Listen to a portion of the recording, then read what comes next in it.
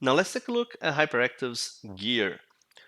And we're gonna go over the gear and then we're gonna go over the charms. Let's start with the wands. He has 2 legendary wands. If some of you are wondering why the such a powerful build with so many legendary skill runes and runes and so many awakenings and candle essences, why not invest in quality, in higher quality for the ones?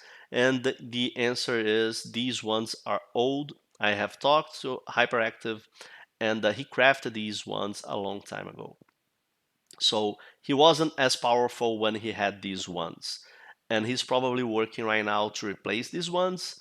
And but let's take a look at them. They are very good ones, but there's some room for improvement. And there's something that I want to show you guys. Let's start with this one. It's a air wand.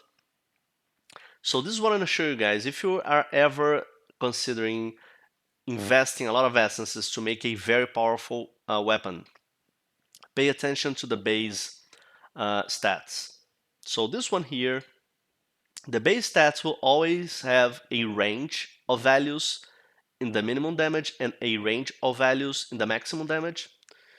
And when you're going to invest a lot of your essences to craft a powerful weapon, try to get a weapon with close to perfect base stats. That means that the minimum damage and the maximum damage are very close to the maximum. And that does not happen with his 2 ones. This one here is 135 and the maximum is 145, so it's okay-ish. But this one is 227 and the maximum is 255, so it's a bit far away. It's actually much closer to the minimum than to the maximum. So even though the result is good, it would have been much better with better stats. So keep that in mind. All right. 5.4% cast speed to a maximum of 6, so that's very good.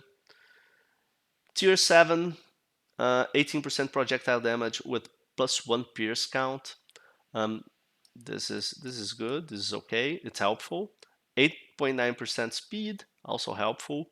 The spell damage, flat damage, and spell damage percentage, they will increase these spell damage from the wand.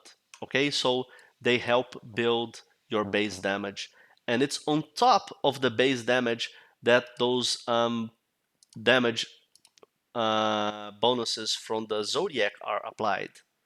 So it's on top of your total base damage that these is applied. So when you get these 10%, those 10% are on top of the 69%.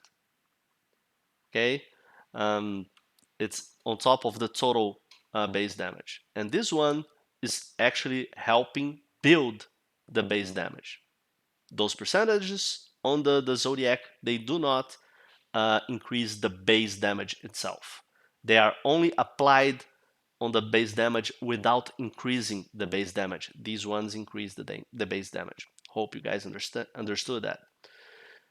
45% cold damage, as we saw in the last video, the third video, he uses the Zodiac to get cold damage as well. So not only he shocks with lightning chain, he actually freezes with cold damage. His fireball applies cold damage and freezes enemies.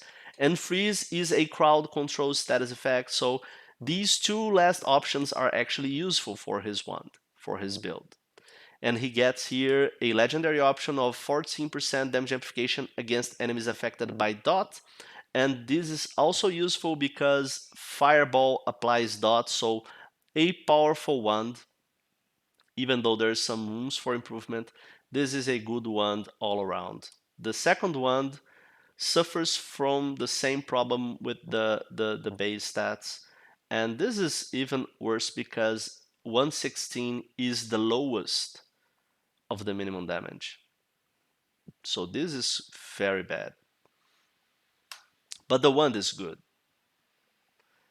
2% minion cast speed doesn't do anything, but there are four tier 10 options here. So we have tier 10 on the flat damage, which is great, always great, and tier 10 on the percentage, damage also. Very, very nice. We have a tier 10 on the speed, very, very good. Plus 9 HP on kill, lightning resist, and intelligence. So he has a lot of stats, and it helps to get these a lot of stats on the. Does he have here? No, on the gear. They help to inflate your total score on your stats. So a very solid wand here. Let's take a look at the legendary option. Convert cold damage to main element, 80%. Does not affect skills whose main element is cold. So he has a Zodiac node that gives him the cold damage, and then it converts the cold damage to the main element. Okay, that's okay. So we have here Afro's Veil. This is a very good helmet. A tier 27 unique helmet. Gives a lot of strength, a lot of dexterity, a lot of HP, a lot of element resist, good HP regen. 4% armor for every 20 strength. He has 428 strength, so that's 4% times 21. So he gets, with this option alone, he gets 84% armor. Dodge rate doesn't matter because it's disabled. And look at the amount of armor that he gets on the shoulders. This is a tier 29 Spaulders, by the way. But look at this. This is big. This is huge. This is more armor than he gets on his chest. And this is a very good armor based shoulders with HP amplification as well, and some max HP regen and max mana regen, and some extra regeneration effect. So a very solid defensive Spaulders. This one here gives we are used to that, right? We're gonna see here some of his items. In the last video, I told you guys that his armor is not too big. It's average. And why is his armor average if he managed to get so much high element resist, and even chaos resist is big? Why couldn't he get a higher armor? And the answer to that is he invested a lot in hybrid items to get every hybrid item gives you some extra attribute, while the pure if it's only armor or only barrier or only dodge, then the value of the armor, barrier, and dodge is bigger. So that's already the bonus itself for getting a pure base item. But when you go hybrid, you get some extra attribute. So he wanted armor and barrier to get dampens damage taken. So this is damage, not physical damage. So this is dampens damage taken by 1.5%. This is very good. Okay? So he decided to go with that. And look, physical damage taken dampening as well, 2.4 with the Earth Authority. This gives plus 3 levels to the Fireball. See here how this Fireball is level 40? It's level 40 because it has 3 levels from the chest, plus 2 levels from the neck, and 2 levels from the ring, giving it plus 7 levels. We're gonna see those other items later. Let's take a look at the armor. Plus HP, another physical damage taken decrease. So 1.5 from the base stat, 2.4 from the authority, and then another 8% from the option, tier 9. So look at this combo. Very, very sweet. More chaos resist, mana regen. So he gets some mana regen here. Let's see his mana regen. How big is it? It's a 51, not so big, but it's a solid HP regen. But it helps, it's useful, and a 64% hit rate. He's very close to 100% on the hit rate. 3.9% max barrier regen, and then a max poison resist. So solid armor. And another hybrid to get cast speed. Okay? To get cast speed. So time and space, 14.8% fire penetration, HP, tier 10 cast speed. See how much cast speed he gets in this build all around in the earlier videos. A lot of cast speed. Even on the runes he gets cast speed. 7% cast speed amplification. Very nice. Lightning resist and chaos resist. The boots, light and darkness. This one here is a full dodge. And this one I believe maybe he bought or he dropped this. I don't know what's the story behind this boot, but it makes no sense to get a dodge rate boot because he disabled dodge in his Zodiac. So anyway, maybe he bought it because if it's a very solid boot. Okay, it's a great boot. Maybe he bought it, but if he crafted it, he crafted it in the wrong, in the wrong base. What do you call it? Maybe it would be better with another type. I don't know. Anyway, it's still a very good boot. I wish I had it, and I run an armor based build, so I wouldn't mind have these dodge rate boots on my character. Minus 10% mana cost. This is huge. So 40% movement speed, HP, projectile damage. So doing a boot that does damage is always good, right? Hit rate, more chaos resist, and a 14% attack enhances skill rune effect, and this is affecting directly release element. Okay? It's an attack enhance skill rune, so very nice. He has a powerful release element. Immune to stun, huge, huge, huge, huge. And a 26 barrier on kill, that's okay. It's useful. I'm not gonna say it's useless because it's not, but his build is not barrier based. There is some barrier, but that's it. So Supernova Core gives +2 damage skill rune level. So this is applied to Fireball and to Lightning Chain and to Fire Torrent. As you can see here, the Fireball is level 40, Fire Torrent is level 39, and Lightning Chain is level 38. 14.9% cast speed. Here's cast speed again. 18 stats, 95 mana, and 95% damage. Solid, very solid necklace.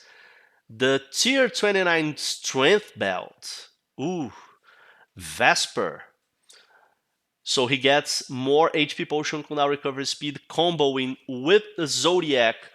He got 10 points on the Zodiac to increase his HP potion effects, recovery speed, instantly recovering HP when he uses the HP potions. So this combos with the Zodiac nodes. -4 mana cost. Look at this beauty. -10% and now -4 mana cost at tier 10 with the Vesper Authority on the belt. 12% HP, tier 10 flat HP, poison resist, element resist, cold resist, and +11 stats on the legendary option. Awesome belt. Scepter's Glory +2 damage skill rune level, so yeah. Chaos resist, more chaos resist. Oh my god. Flat HP, flat mana, 17 stats, 21 element resist. So very solid ring. Doesn't give any damage bonuses in percentages, but it increases 2 levels from 3 skill runes. So this is already a good and solid damage increase by itself. And then we have a time and space barrier ring. I do believe that he probably bought this ring or I don't know what's the story behind it, but this is a weird base for a ring just as much as this one is for the boots, but it's a solid ring nonetheless. 50% element damage, 8% cast speed, another cast speed. Oh man, tier 10 hit rate. This one is useless. It actually, I don't know if you guys noticed, it's one of the few options in all his gear that is useless because it does not do critical damage. He does not do critical damage. As we have shown in the second video when we were breaking down the rooms, he does not do critical damage, so this is useless. Poison resist, fire resist, barrier okay-ish, and element resist. So he gets a lot of element resist in many of his gear. That's why he has so much element resist. He also gets a lot of kills resist. We have seen a lot of damage taken dampening. His physical, although his armor is, so we have seen why the armor is not so big because of the choices in the bases of the items that he got. But if he had a armor boots, maybe it would have been higher. And he chose to go with hybrids here because he wanted to get here. He wanted to get the cast speed, and here he wanted to get the dampens damage taken. So he went for hybrids. And this ring didn't have to be barrier. Maybe he could have gotten some different ring here, but a very solid, strong build. Let's take a look at the charms now. So he goes for Castor and Capri, which is perfect for his build. So focused mainly on Castor because he wants the 30% element damage amplification. His build, as we have shown since the second video, is strongly based on element damage amplification and strike damage amplification. The strike damage and the element damage are very important and very present in this build. So he goes with Capri second because Capri is a fire authority, so he gives him plus 40 fire resistance, plus 60 fire damage. So let's take a look at his choices of charms. It starts with the Chaos Star tier 4. Pretty soon we're gonna see a lot of Chaos Stars tier 6 in the game, but right now most commonly seen is I actually have only seen tier 4 so far. 12% HP good and 35% damage when dual wielding, so both options very useful for the character. And a caster blessing of plus 72%. You need the KO star so far in the game to get to 140% because a tier 6 charm, rare charm, gives you 20%. So tier 6 rare charms will give you 120%. So you need the KO star to go over 140 and get the final blessing. So he chose Castor because, like I said, he wanted the element damage amplification. So these two here are Capri and the other four are Castor. Let's start with the Capri ones. 80% element damage. This is maximum damage. So this is a perfect one. The second option is useless because he does not use two-handed weapons. This one here, 78% element damage, close to perfect. And also the second one is the same useless one. And then he goes to the caster ones, 14%. This is a tier 5, 14% HP with 44% damage when dual wielding. So both are useful, but it's tier 5, so there's a good room for improvement here. And this one, 79% spell hit rate. It is useful. Like I said, he's close to 100% his spell hit rate, but he's not at 100%. So this is needed. 75% armor when his mana is at 80% or more. So, this is not very good because most of the time when you are in action, your mana is under 80%, okay, and not over. And this one here, tier 5, 62% element damage and 98% spell dodge rate. At 80% or more mana. So again, when you are in action, there is a great possibility this is not working. So but it's a good one. At tier 5, this is maximum damage, 62%. And the final one, this one is very good. Even though it's tier 5, both are damage options that are useful. So 60% element damage close to maximum and 44% damage when dual wielding very close to maximum as well. So this is like more than 100% total. So very solid charms as well. And this closes the final video for hyperactives build Fireball with a lightning chain and Fire Torrent. Hope you guys enjoyed this format with 4 videos showing the build. Thanks for watching, and watch it, like it, share it, and subscribe. See you next time.